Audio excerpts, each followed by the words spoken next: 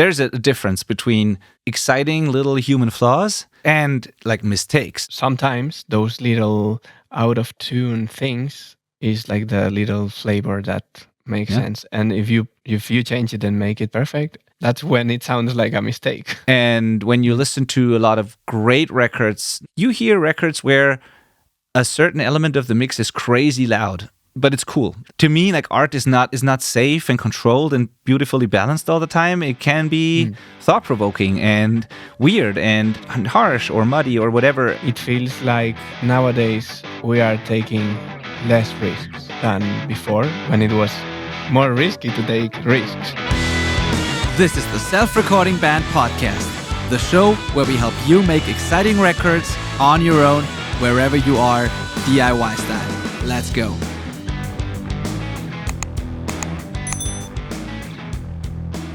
There is this argument all over the internet. People are debating raw and organic or polished versus overproduced. Some say modern music sounds boring and it's getting like everybody sounds the same and it's generic, mostly because of the super polished and perfect production.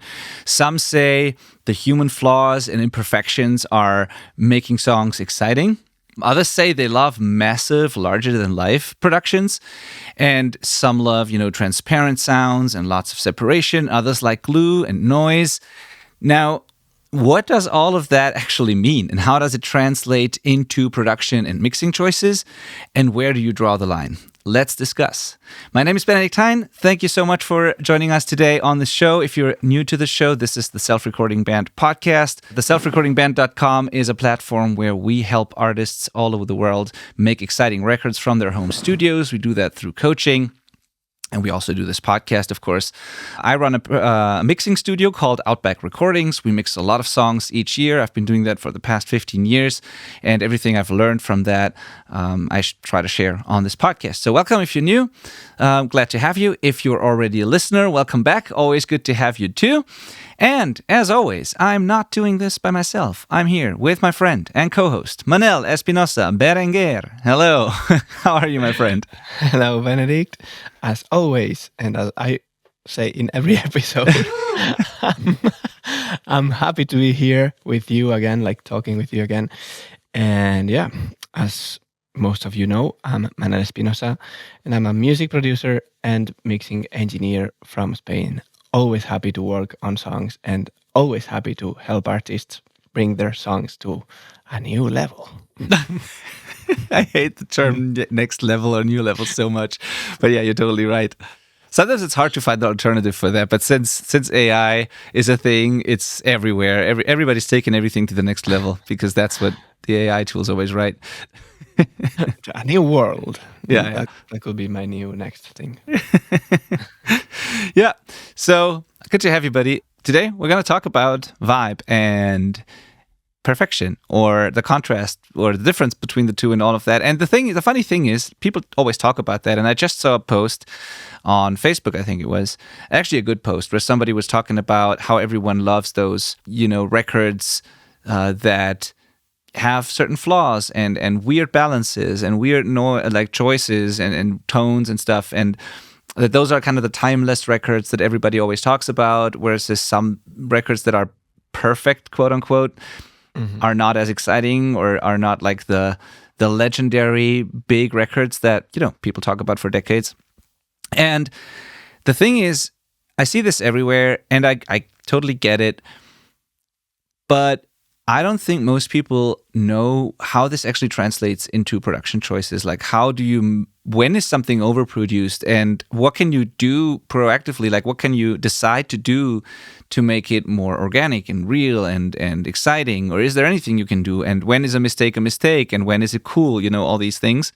And I just want to have a discussion around this. And I actually would like to hear more unique sounding things and less generic sounding things. I think we're also going in that direction in general in the music industry now, because I feel like people are a bit tired of like super perfect, polished productions. At least in my genre or in the genres that I work in, I see that a lot, that organic sounds are coming back more and more. And I personally don't really care about any of that, to be honest, because my goal, and I want to hear what you say about this, but like my goal as a mixer or a producer or a coach is to help artists sound like them. That's the thing. Yeah. So not a copy of anyone else.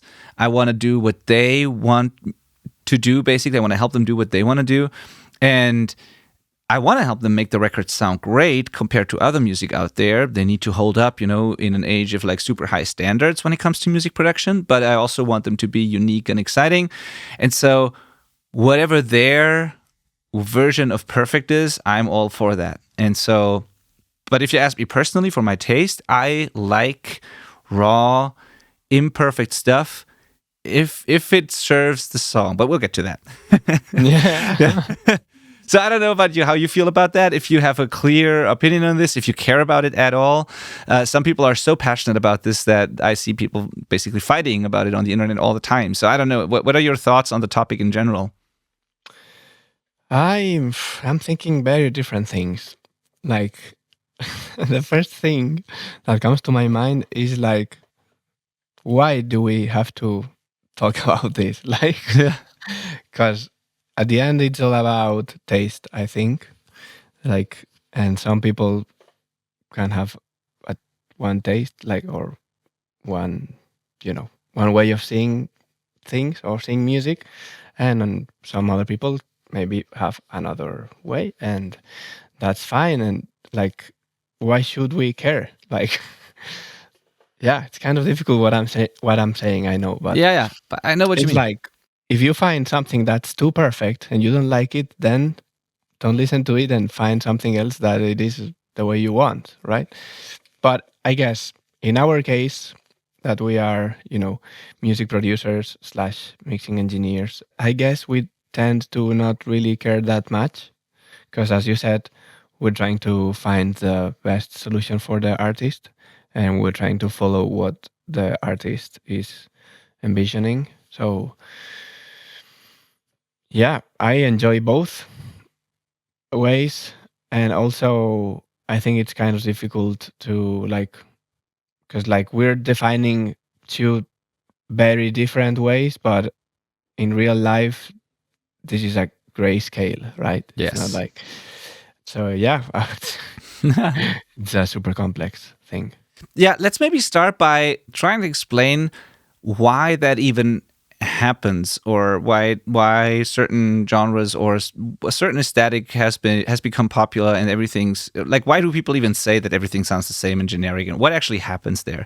Mm-hmm. So my theory is there's a couple of reasons for this. So one is, I think with recording gear being available to so many people, which I obviously love, that's why we do this podcast and platform, I think that part of the art form of making records has been lost just because people have access to interfaces and microphones and stuff like that, yes, but they don't necessarily craft tones at the source and make decisions and do weird things with gear.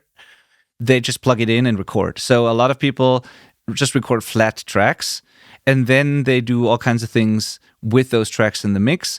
But as much as there is a difference between different players, of course, we often talked about that the player, the instrument is the most important thing. But still, if you plug in a guitar directly into a DI input and you plug in a mic into a microphone preamp on an interface without anything else, the source tones sound pretty similar. And then everyone watches the same kind of tutorials and uses the same kind of techniques.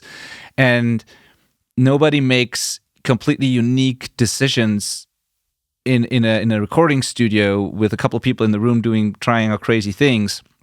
They just do safe things. They record it without clipping, and then they do the typical techniques that they see online. So this is part of my theory. The other theory is that when people go online to look for audio education, which is, again, something that's awesome, they see people solve certain problems and explain certain techniques. And then a lot of people think that they need to apply this all the time. So they see someone using Soothe because they have a harsh guitar or harsh cymbals. And so they see it. It's amazing. It's great how simple it is and all that. And then they get Soothe. And then they start applying it to every guitar track and every cymbal recording and every pair of overheads and everything they have. And they oftentimes don't think about why they actually want to use it. They just do it because they see someone else use it, which I totally get. But that leads to all of a sudden, like when Sooth came along, this was really something you could hear in a lot of productions where almost like within a couple of months, there were no ringing cymbals anymore. Everything sounds like white noise in some genres. There's no resonance. There's no harsh guitars anymore. Or then they see some other popular tutorial where someone is using a multiband compressor to compress the low end and make it more solid and whatever. And then they do it all the time the same way. And now we don't have like unruly, wild, uncontrolled low end anymore. Everything's like super tight and compressed and under control. And there are a lot of productions now where it's technically perfect. Like you can hear everything equally. There's great balances. There's no harshness. There's no boomy low end. There's no mud. It's like pristine, crystal clear and nice, and at the same time can be super boring. And when you listen to a lot of great records, not necessarily just from the past, but especially then when some of those tools were not available and people had to go to studios to do things, you hear records where a certain element of the mix is crazy loud, but it's cool that it is that loud. Or you hear cymbals that are harsh and ringing, but it's nice because that is the edge and the aggression of the song. You hear guitar tones with a really aggressive sounding upper mid-range or with a lot of mud, and that was intentional, and no one taught these people to always control that. And so, yeah, it's cool that we have all these tools and all the education available, but if you use everything all the time on every recording, the essence is lost, and it's like there's no, I don't know. It's like, to me, like art is not safe and controlled and beautifully balanced all the time. It can be thought-provoking and weird and harsh or muddy or whatever. But it should make me think, wow, what's going on there? And even if it's weird. So that's kind of my theory. It's the tools. It's that people have everything available all the time. It's the audio education that's available all the time, but those things are not bad. It's just how we use those. That is kind of the issue here. And then the other thing is, of course, there are certain genres where people want that perfect aesthetic just because it's part of the genre almost. So there's been this era of metalcore where all the bands had a certain aesthetic, and it's on purpose, like pretty much robotic and very, very accurate. And there's a certain guitar sound, certain drum sound that those bands like. There are certain genres that have this as an aesthetic. But yeah, anyway, this is kind of my thought process on like what's going on actually. It's still hard for people though to know when to use some of those things and when not to use, how to know when it's too much. And that's what I'm trying to do today with this episode to help people. And I have a couple of thoughts on that. But yeah, I'm thinking that probably part of the conversation, well, I'm sure it is, it's the mentality, right? Because it seems like even though nowadays we have all the tools at our disposal and we can do and undo everything, it feels like nowadays we are taking less risks than before when it was more risky to take risks. You know what I mean? Yeah. It's like years ago, like, I don't know, 30, 40, 50 years ago, whatever. If you are in a studio, you're paying a lot of money and maybe you have a certain allocated time, and when that's gone, that's gone. So whatever take you had, that's what's going to stay, right? And nowadays, when you're at home and you have everything here, you could go all the way, and if it's wrong, you can do it again, and it's not a big deal, right? So it's funny that now that we have all the tools, maybe we are being less risky than years ago when it was, I'll say it again, more risky to be risky. Yeah, yeah, totally agree. Taking risks is a big one. I want to do an entire episode on this, basically. By the way, I don't know if next week, probably, I'm going to do one on making bold production decisions, putting your producer hat on, not delaying decisions, committing, take risks. Not giving yourself all the options all the time. Don't save those for later. I'm going to do an entire episode on that and what that could look like, because I think it's very important. But yeah, that's part of it. We can we can actually we actually could take more risks because we also have more ways to solve it in case we're wrong, but for whatever reason, we're playing it even more safe. And back then, when you took risks, it was really a risk because it went to the tape machine and that's what it was, right? So, yeah, it's interesting. Now, again, to be fair, if these great records that people often talk about when it comes to this topic, they have been made by professionals because that was the only way to make records, and like big, good sounding records. And so, of course, these people knew what they were doing. They were trained for a long time. They had experience for like hours and hours, thousands of hours of experience. And now a lot of people who make records either do it themselves or even professional producers may have been in it for 1 or 2 years or so, and they get great results because you can get really good relatively fast these days. Not exceptionally good, but pretty good. And the people just don't have that professional experience, or they've never worked at a studio. They just did it from home. And so naturally, their education is online, YouTube, whatever, and they learn by doing what they see other people do, and then it becomes really hard to figure out what is applicable to your song, what is something you can do all the time, is there anything you can do all the time? It's a different way of learning, it's a different environment altogether in a way, and so yeah, that's part of it too. But I'm not complaining at all. I don't think that things got worse. I think it's exciting that so many people can make records now, and some people are crazy creative and make crazy cool records still. So I'm not saying everything got worse, not at all. I just find it interesting that I hear so many people who have a clear opinion on what is a good record and what is not a good record and what sounds exciting and what not. But then if I listen to their records or stuff that they do, like most people don't do really great work, except for the professionals, So people seem to have taste and seem to know what they want, but they still don't seem to be able to turn that into something that comes out of the speakers sometimes. So yeah. And I think, and this leads me to my first bullet point here on my list of things you can do to find your personal sweet spot and to make records that are unique and exciting without sounding like a cheap or bad, like amateur basement demo.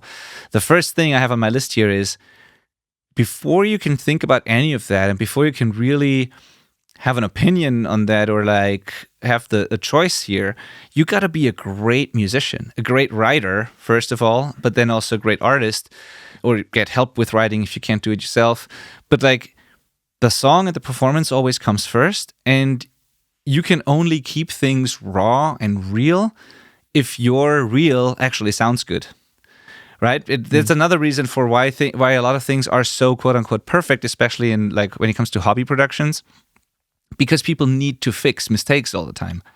If your recording is so good that without any fixing, it just speaks to people, it's emotional, it has feel and vibe and all that, you don't feel the need to fix things as much, and you can just keep it the way it is and it's exciting. But if what you get is just not good, then the only way you can save it is by fixing it and making it pretty accurate, because there's no feel in it to begin with. And it's very hard to artificially create feel.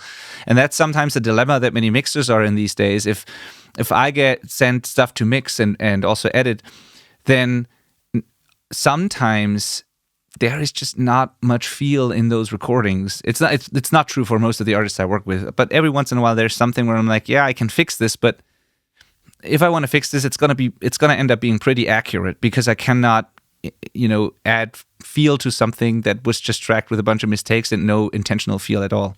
You know what I mean? So you gotta be really, really good, and you gotta be able to play very accurately. So that's the irony in it. You gotta be able to play really accurately and be really, really good in order to keep the flaws and imperfections and inaccuracies. Yeah. Because that's the only way it works. So your reel has to be really good. Yeah. So I think that's a really cool point. Because the better you are closer to perfection, but you're not perfect. Yeah. Yeah. And if you are not as good, then you're miles away from perfection. So that's too much, basically. Yeah. Yeah, totally. like And if that. you listen to those legendary records that have those flaws, these flaws are not mistakes. Like sometimes there might be a happy little accident that people just kept in whatever, but like usually there's a difference between exciting little human flaws and imperfections and like mistakes. Mistake is something different. So I don't view these things as mistakes. I see it as part of exciting performances. As soon as it sounds like a mistake, it's not helping the song anymore. And there's a difference. And a lot of people struggle to be able to hear that kind of difference, or they use this whole argument, by the way, as an excuse for their sloppy playing. I see this all the time where people cannot play really well, and then they say, well, that's cool because we like imperfect records anyways, not realizing that, like you said, they might be miles away from perfect, versus their favorite artists are like really close to perfect, but not quite there.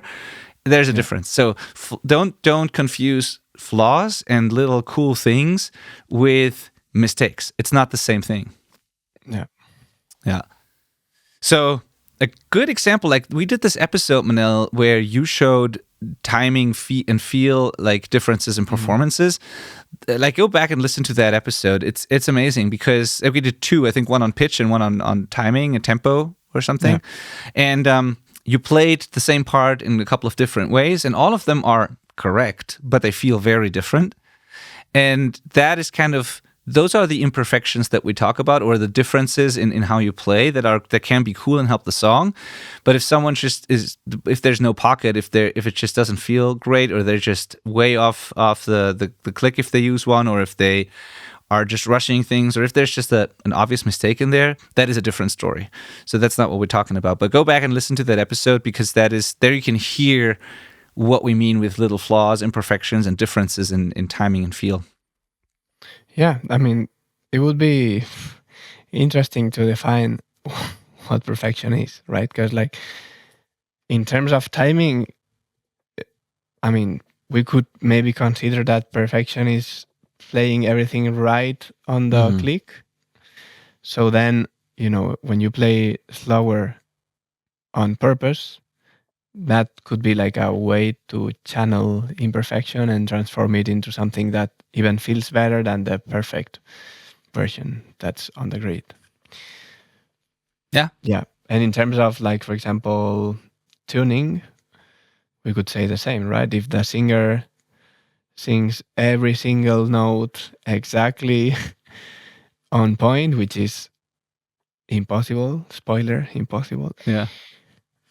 Oh, well, you can do it with autotune, right? Like crazy autotune. But sometimes those little out of tune things is like the little flavor that makes sense. And if you change it and make it perfect, it's that's when it sounds like a mistake, right? Yes. So, yeah, Totally agree. On that topic, contrast is a big thing here too. So if everything is like really perfect, it's boring. If everything is really chaotic and imperfect, it can be a big mess, which is also not good. So oftentimes the key is to use contrast. So that could mean you might have a really tight rhythm section, but the vocal or a lead guitar or some other elements are a little loose around that. And that way, those little feel things really work because you have some anchor that holds it all together, but then you have, other things that's moving around a little bit maybe. Or in terms of tuning, if all the vocal tracks in the vocal arrangement, if they are all out of tune and out of time, it might sound like a big chaos and not really musical. But let's say you have really accurate backing vocals or a choir or something, and then the lead vocal is like slightly out of tune here and there, and there's a little bit of feel in terms of timing, that will really stand out, and the other stuff will take a step back and just support it. That is, by the way, the reason why many professional vocalists, like backing vocal singers, are insanely good at what they do and very, very, very accurate. So there is this... So for anyone listening who's into country music, there's like in Nashville, there is an entire like scene or like an entire, industry of people who just do that. They go to studios and sing backing vocals on country tracks, for example, on very popular tracks.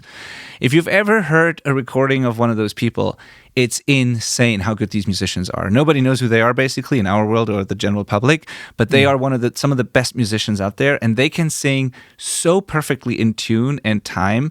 It's ridiculous. And what it does is, if you do that, you have something that supports the lead vocal. You have a bed for everything that's not drawing all the attention to the backing vocals. It makes the actual lead vocal the star, because everything else is so well embedded in the mix, and it serves that lead vocal so well. So there's this contrast again. If those backing vocals were all imperfect and out of tune, out of time, it would just be too chaotic, and it would draw attention to every single individual voice, which you don't want. And so contrast's a big thing. The other, also with like EQ choices or tone choices, if everything is like crazy harsh, it's probably not a good experience listening to the song. But if things are relatively balanced, and then you have one harsh thing as a featured element in there, that can be really cool. It can be a certain guitar tone. It can be a certain thing that just stands out of the mix, the other way around too. So yeah, contrast I think is big, and it's not always either or. It can be a combination of those things, whatever serves the song. I think you talked about this before in an episode where you said that if everything is loud, nothing is loud. Yeah, exactly. So we can apply the same rule. Like if everything is weird, nothing is weird. Yeah. Right? Yeah, totally. So yeah, that's one thing. Then in general, I'd say there are no rules when it comes to music production. We've talked about that often. So it's art. Like there are no rules, but there are helpful best practices. Just from decades of people learning in this industry and all that, there are certain things that most people do in one way, shape, or form. They're not always the same, but similar. And it's good and helpful to learn those best practices so that then you can break them intentionally if you need to or if you want. That's the thing. You cannot really do weird things if you don't know what the safe way sort of is. In some cases, sometimes you need to know how to do the boring things so you can do exciting things, because sometimes you can get to an exciting result by accident, and that's fine. Or you can just go through a couple sounds and try a bunch of things and then accidentally discover something cool.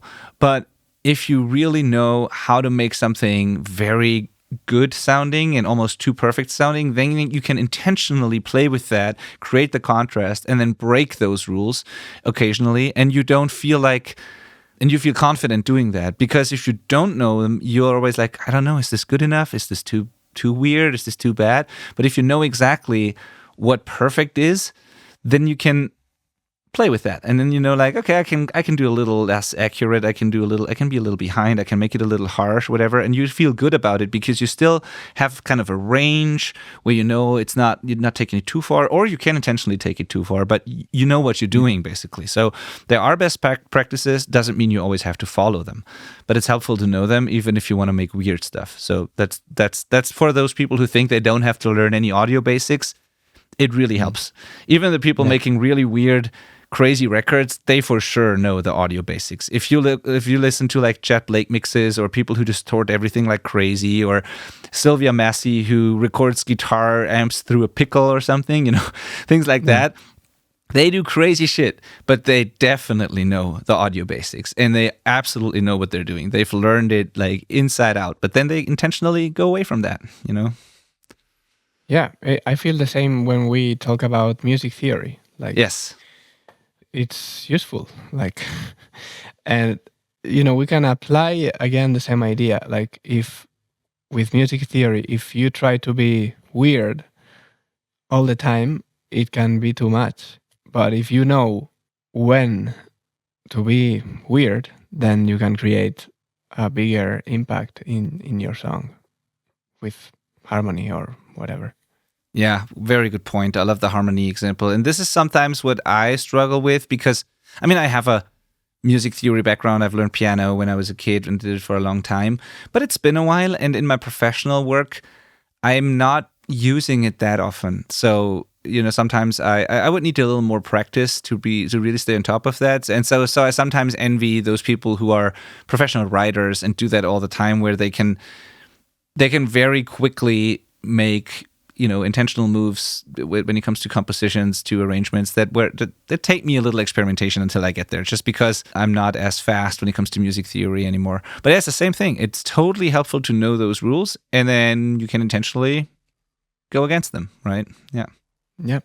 Because I think like something that happens sometimes is that, an artist who doesn't know music theory, they discover a chord progression that they like a lot, and it's kind of weird, but they start to use it in every single song, which, I don't want to say that you don't have to do that, because at the same time that can become a part of your identity as an artist, like using those kind of things, right? But I think it's important for you to have the ability to break that at some points to create a different moment. So yeah, agreed. Yeah, totally. Yeah. So the next thing is learn to embrace like weird balances, harshness, mud, things like that people talk about as bad in general, right? So it's not always bad. And so this is like I've pretty much talked to the raw and organic kind of team, but now I'm talking to the perfection team, basically. And it's not black or white, I know, but I'm just making it easier that way. So now I'm talking to you if you are all about making the perfect polished records, or if you're one of those that have been told, your records sound too perfect or whatever, I don't know. But if you're in that camp, there are certain terms in audio that we see in tutorials or discussions online that are generally, considered bad or like something you need to fix. This is like when something's unbalanced, or when something's harsh or muddy or boomy. We tend to think of those things as negative, and then there are countless tutorials on how to fix your muddy mix or your harsh guitars or your whatever. It's not always bad. Like sometimes, like we said, a harsh guitar tone with an edge to it or ringy, kind of abrasive sounding cymbals can be really cool. It always depends on the context and like all the things we already mentioned. So don't feel like those things are always bad. For example, people often misunderstand also when I talk about balancing. I have a free guide out there. If you go to the selfrecordingband.com/standoutmixes, this is all about, it's a video guide plus a checklist. It's all about balancing and creating a rough mix without even using plugins, just creating an initial rough mix with just balances, a little bit of volume automation or clip gain automation, and panning, where a lot of people skip this very essential step. And so I talk a lot about balancing, gain staging, that kind of stuff in there. And when I promote this guide, I always see people who comment or send me messages like, some of the best mixes are totally unbalanced, and it's like you don't always have to balance things or whatever. Yes, that's absolutely correct. You're totally right. Absolutely. But still, even if you create a weird balance, you are still balancing. You are intentionally deciding your balance. I never said that there is the one balance or that it means everything is the same loudness or volume. I never said that. It can be very weird. It's just the act of balancing, of creating your personal balance. That's this part of the process. It's just setting the right volumes on your faders and gain knobs. That's all it is. So unbalanced is not necessarily bad, and balancing doesn't mean everything's the same volume. It just means find a balance that you like and that serves the song, and that result can be completely unbalanced. It can mean that the vocal is crazy loud, but it's cool, or it can mean that the vocal is buried, but it's also cool because it kind of becomes an instrument. There are some records that I like where the ride cymbal is just crazy loud every time they hit the bell, and I like it. Or, balancing decisions like that. The unbalanced is not bad necessarily, and harshness is not bad either. Muddy is not bad automatically either. Some mixes are really muddy and it's not good for the song, but I've heard a lot of songs that have so much low mid-range and they sound kind of muddy, but that's exactly what the song needs because it makes it sound intimate and warm, or it just has a certain cool vibe to it. So don't assume that all these things are always wrong. And don't always cut your lower mid-range because that's the mud. Or don't always cut your upper mid-range because that's where things are harsh. Do whatever the song is asking for. So question these terms if you see them. Yeah. Have you gone through a process in your career, Manel, or in your learning? Because I certainly did, where you found yourself defaulting to certain things like removing mud or smoothing out harshness or something, where you almost always automatically do it because that's just what so many songs need and what people tell you to do. I've definitely been there. Yeah, before meeting you, I had this process of always having, an EQ, like to fix problems, another EQ, like for more like coloring, and then a compressor. And I would use that in every single track, no matter what. Mm-hmm. So I was fixing problems that were not there. Yeah. Because like I was trying to find problems, and I wasn't really hearing them. So I had certain things that I would always remove, like the low end from the guitars, like the really low end, but now I have a more, I guess, critical listening. Mm-hmm. And I tend to use less of those things. I only use them when I hear something that needs to be removed, right? So, but at the same time, maybe when you are a super beginner, it's not a really bad thing because you're not going to be able to hear anything. Yeah. So, yeah, it's kind of... Yeah, you got to start somewhere. We've all been there. And it's good in the beginning to just recreate what you see other people do, try to analyze why they do it, and like we all start somewhere. So I'm not saying that's bad. That's the reason why people get so good so quickly these days, because of all the education available. That's awesome. You just, at some point, you got to ask for the why and not just copy the settings, right? Like, why do they decide to do that in that situation? And is the one in front of me, is that the same kind of situation, or does my song require something different? At some point you got to ask those questions, but it's totally fine to work, to start from presets for a while, or to copy a chain and then take that as a starting point or something. So, but yeah, for a while, like I also overdid the resonance hunting on guitars, for example. I just defaulted to always looking for whistling, nasty frequencies. And even if I didn't hear one, I was just sweeping through and try to find something that's weird. And if you do that, you always find something that's weird. And then I pull it out until I realized, well, if I don't hear anything bad, I don't have to go hunt for mistakes. Like, it's just fine the way it is, probably. So we all go through those phases, I think.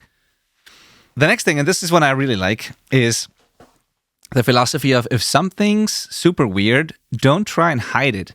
Either remove it or feature it. That's kind of my mindset. So when people send me stuff to mix, or when I record stuff and something is just not really sounding the way I want it to, but I don't really I'm not really sure what's going on, or sometimes we just run into these situations where we're not really 100% happy with what we have.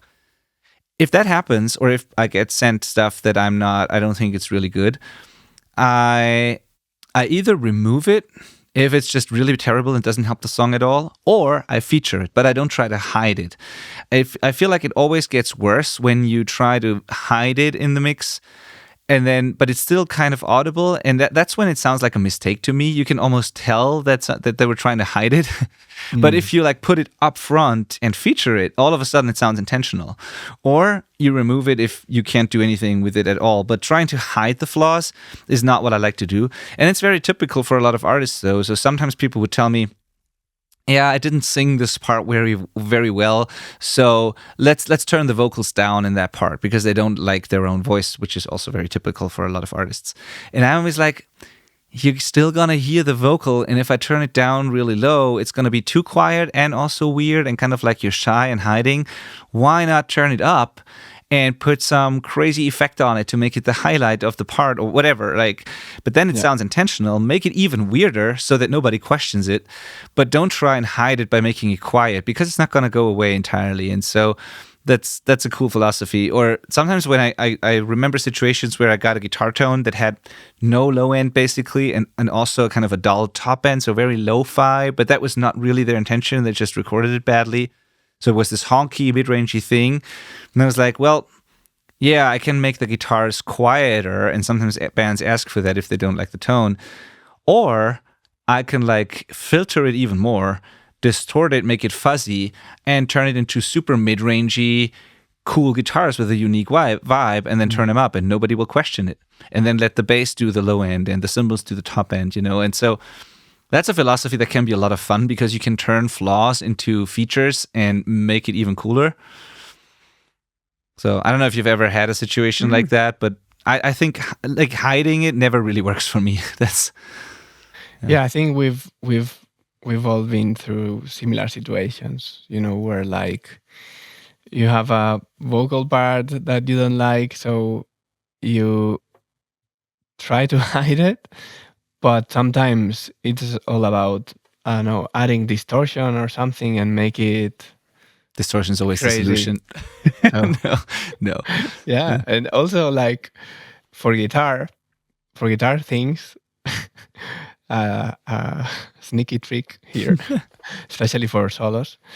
If you add a wah pedal, it hides a lot of your mistakes. So, Yeah. Oh, yeah. That's absolutely true. Yeah. So that can be an option sometimes. Yeah. If you have out of tune guitars, try choruses, flangers, wah pedals, stuff like that, you know, and all of a sudden it's a feature, not a bug. Yep. Totally. Yeah. Yeah, that's a great one. Yeah. And also, even if you don't do any effect, if you just put it loud and upfront in the mix, and it's the only thing, or if there's not too many things that are super weird, but if like the rest is well produced, but there's this one thing that for whatever reason went wrong, but if you put it loud and upfront and bold in the mix, nobody will question it because it will sound intentional because of its placement. And then that's the one thing where people are talking about, and it's like, you know, I mean, think about Metallica. Their choices are intentional, of course, but let's just assume they're not. And somebody made a record that's great, but it has this super weird snare sound, you know, Saint Anger thing or whatever. You can love it or hate it, but definitely people talk about it, and you know, it's gonna be this thing that it must be intentional because I mean, why would you do it otherwise, right? But like, you get it. You get the idea. If something like that happens unintentionally, just make it obvious and let people think it's intentional. And then, you know, maybe that's the thing that makes it cool. And Metallica is a band where they did something like that on many records. Like they had a record without bass. They had a record with a weird snare tone. They made the craziest, loudest, distorted record. They, you know, something that most people say they think it's terrible, but also so many people buy and stream and listen to and just love it. And everybody talks about it, you know, so. I mean, Metallica, I mean, who's going to question them? Yeah, exactly. Exactly. But if you made a record that sounds as good as those records and they have this one weird feature, people will still think it's intentional because the rest of it is really great, you know? And like, that's just think about it. And speaking of thinking about it, remember what your goal was initially when you made the record or the song, your artistic vision for it. And, you know, how is the song supposed to sound and feel? Because sometimes people have this vision starting a project and they love these like wild, crazy, organic, raw, rough records and bands. And then when they record their own, they still follow the modern kind of techniques and things they see online, and they track very raw into their interface, and then they quantize everything, and then they trigger samples. And they completely seem to forget in the process what they liked in the beginning and what their favorite bands sound like. And then they wonder why it ends up this like not feeling like that. So if you're going to make a nasty, rough, raw, abrasive record, then make bold decisions and don't forget that was your plan, and do things that sound exciting, that get this kind of energy across. So all I'm saying is like use the right tools and techniques to accomplish what you were wanting to do to begin with. And so know what you want basically, and then do those things that help you get there. There's often a big difference between what people want or say they want and then what they actually do, or, you know, so it always comes down to that basically. Just have a vision, and if you don't know how to do that, do some research maybe. Don't just listen to your favorite records. Try to find articles, interviews, footage of the recording process, figure out what they've done. And then you don't do the exact same things, but you get an idea of like the approach and the process. And then you at least know if you're way off or if you're doing a similar thing. You just learn so much about different approaches, which is just really, really, really helpful. And that brings me to another topic here, which is listen and analyze a lot of music. What is it that you actually like about your favorite records? Because you would be surprised, again, how many people don't really do that and don't really... They talk about one thing, not realizing their favorite records are the exact opposite. So they might say, modern techniques ruin music, and quantizing is terrible, and autotune's bad, and drum samples are bad. And then I ask for when I ask for their references, they sent me stuff where I'm hearing samples all over the place, and tuned vocals, and amp sims, and all that. But, they just don't realize because it's other things that they like. Maybe the timing's a little weird, and that's what they think is like they think it's the samples, the quantizing, whatever. But in what they really like is the weird, or like. Maybe they don't. They say they don't like drum samples, but what they mean is they don't like super accurate timing, or maybe the other way around. Maybe they think they don't like editing when in reality they didn't like the obvious drum samples. Sometimes they just don't know what it is that they don't like about it. So do some research and figure out what your favorite records, if they have anything in common, why they actually sound the way they do. And maybe some of the things you are convinced now that are terrible, maybe they aren't that bad at all. Or maybe they are bad for you and you shouldn't do them, but you're doing it all the time. So, yeah. Yeah, and then there's also the fact that you may like a lot of different music, but what's your identity as an artist? Because I know I can say I like Metallica. Yeah. But I'm not trying to sound like them at all. So I may like lots of things, but that doesn't have to be part of my identity as an artist. That's what happens. We talked about this last week, I think, when the artists send you references, that sometimes the references they send you are only songs that they like, but they are not part of their identity as an artist, or that's not what they are looking for. So that's why really thinking about what do you like as an artist for your project, or it doesn't even have to be for forever. It can only be for one album or one song. Like in this song, we want the drums to sound like this. So I think it's very important to dedicate some time to realize yourself what you are as an artist at this point. Yes, absolutely. And that can change over time. Your identity today as an artist, or what you like today, does not have to be the same a year from now or 5 years from now. It can absolutely evolve and change. You got to just be clear about what it is that moves you now and fully lead into it. It's about integrity and authenticity. Just making your record and being unapologetically you in all ways. And I think that always resonates more with people. Yeah, totally. I think that is doing that exercise of thinking about it is really positive, especially if you are someone like me, that I like all sorts of things. So suddenly I want to include everything on my music, right? But I think it's important to have a clear vision for your art at this point and try to stay there, or at least to some extent. Yes. Because for example, if you're going to record an album, you might decide, I want my drums to sound very roomy. Yeah. So that's gonna be how it's gonna sound. Don't change it, because maybe next week you listen to a funk album and then you want the drums to be like that, more like with, less room, whatever, or a smaller room or whatever.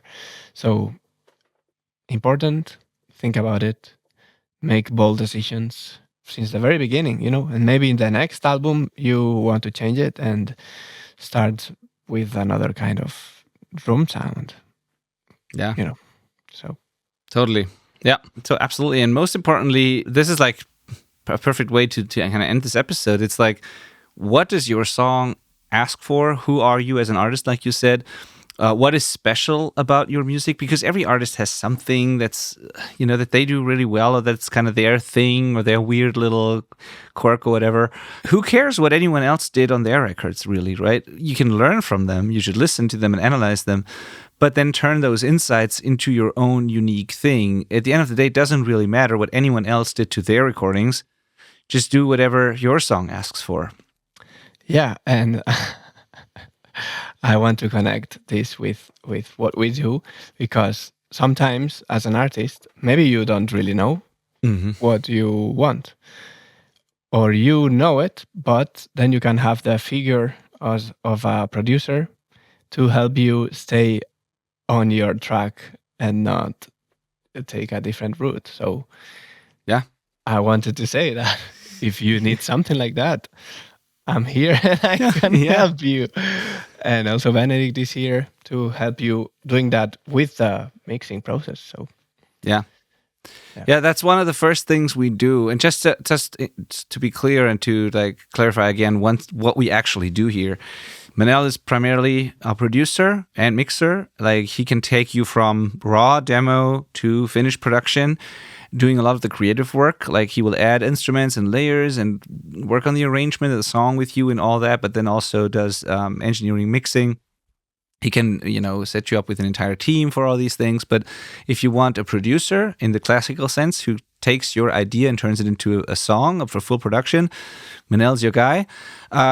I'm mixing, so that means somebody records something and then they send me the tracks and I mix it and make it sound like, I don't make it sound great, I enhance what's already there, but I turn recordings into mixes. That's what I do, and mastering. And then at the Self-Recording Band, we do coaching, so that means you do all of those things yourself, but we guide you and teach you how we would do it, and we give you feedback and next steps, and you go through this learning process together with us. So it's like you do it at your home studio, but you have unlimited access to studio pros who can like help you get the best results.